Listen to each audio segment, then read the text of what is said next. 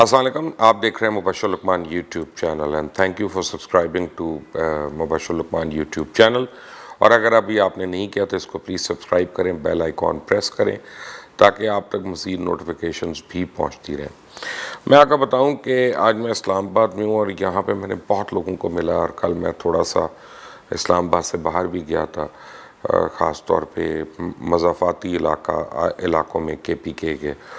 اور میں نے جو چیزیں دیکھیں وہ یہ دیکھیں کہ ابھی مولانا فضل الرحمان کا جو دھرنے کی یا لانگ مارچ کی جو پوزیشن ہے نا،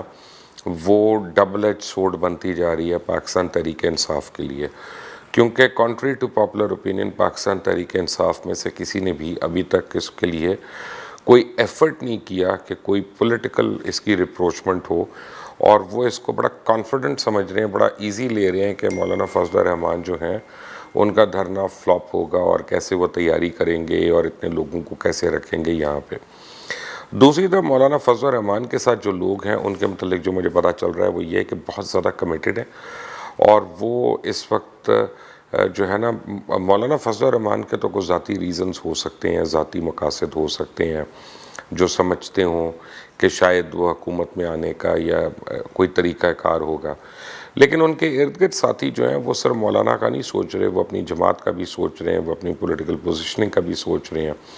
اور وہ یہ بھی سوچ رہے ہیں کہ اگر تحریک انصاف کو 5 سال مل گئے پورے کے پورے تو پھر JUIF جو ہے اس کے لیے بہت بری خبر ہے، کیونکہ ابھی وہ الیکشن سے بالکل فارغ ہو کے بیٹھے ہوئے ہیں. ایسی صورتحال میں یہ ہو رہا ہے کہ آج جو مجھے پتہ چلا کہ ٹرانسپورٹرز کو اپروچ کرنا شروع کر دیا JUIF کے لوگوں نے، اور انہوں نے اپنی بسیں اور اپنی ویگنز جو ہیں ان کو بک کرانے کے لیے ریٹس وغیرہ جو ہیں ان کے وہ فائنل ہو رہے ہیں، اور وہ سب کچھ کر رہے ہیں وہاں پہ. اب محمود خان نے ایک بڑی اسٹوپڈ سی سٹیٹمنٹ دی آ کے اسمبلی کے اندر. اس نے کہا کہ ہم مولانا فضل الرحمان کو سبق سکھا دیں گے اور ہم پتہ نہیں کیا کر دیں گے. محمود خان سے کم از کم یہ امید نہیں تھی کہ جو CM ہو ایک صوبے کا اور سربراہ ہو یا چیف ایگزیکٹو ہو، وہ لوگوں کو مرہم پٹی کرتا ہے، وہ ٹھنڈا کرتا ہے، کجائے اس کے کہ وہ فلیئر اپ کرے لوگوں کو یہاں پہ. اور محمود صاحب کی اس سٹیٹمنٹ کی وجہ سے بے انتہا اشتعال پایا جاتا ہے آلریڈی JUIF اور ان کی جو دیگر جماعت کے ان کے ساتھی ہیں، دوست ہیں، ہمدرد ہیں، جس میں نہ صرف مدارس ہیں بلکہ اس میں اور وہ دینی تنظیمیں ہیں کہ جو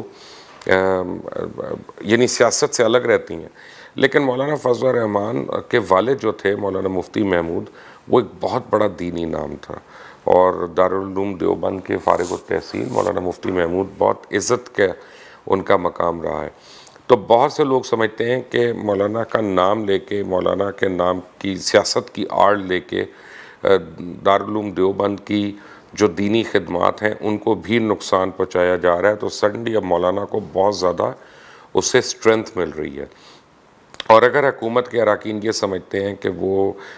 ٹونٹ کر کے مدرسے کے بچوں کو آنے سے روک لیں گے، تو یہ ان کی غلط فہمی ہے. صرف اسلام آباد اور اس کے مضافات میں جو مدارس ہیں ان کے تقریباً کوئی 22,000 16,000 اور 22,000 کے درمیان ان کی تعداد ہے اسٹوڈنٹس کی، جبکہ فیڈرل پولیس جو ہے اسلام آباد میں اس کی تعداد 6,500 کے قریب ہے. اور اگر FC بھی بلاتے ہیں تو میکسیمم 8 سے 10,000 ہی بلا سکتے ہیں. اس سے زیادہ تو اسلام آباد خود ہی یہ چوک کر کے رکھ دیں گے اگر اس سے زیادہ یہ بلاتے ہیں تو یہ کوئی ان کے لیے اتنی اچھی خبر نہیں ہے. اور آج میں آپ کو کنفرم بتا رہا ہوں کہ مولانا فضل الرحمان سے فی الحال ان کے کوئی رابطے نہیں ہیں، اور مولانا فضل الرحمان نے جو ہے وہ اب پریپریشن شروع کر دی ہے فائنل مارچ کے لیے. اور ملک کے مختلف حصوں سے جب وہ کریں گے تو کہیں سے کوئی ٹولی نکلے گی، کہیں سے کوئی ٹولی نکلے گی. لگتا ہے شاید اس وقت ان کی اتنی اسٹرینتھ تو نہ ہو، لیکن جب وہ کلمنیٹ ہوں گے اسلام آباد کے باہر تو یقیناً وہ 20 سے 25,000 لوگ ضرور ہو سکتے ہیں. اور 20 سے 25,000 جب لوگ ہو جاتے ہیں تو ان کو آپ لاکھ کہیں، ان کو آپ 2 لاکھ کہیں، ڈزنٹ میٹر، کیونکہ کاؤنٹ کوئی کر نہیں سکتا. اور ہر طرف پھر آپ کو سر ہی سر اور سر ہی سر اور گاڑیاں ہی گاڑیاں جو ہیں اور جھنڈے یہ نظر آتے ہیں.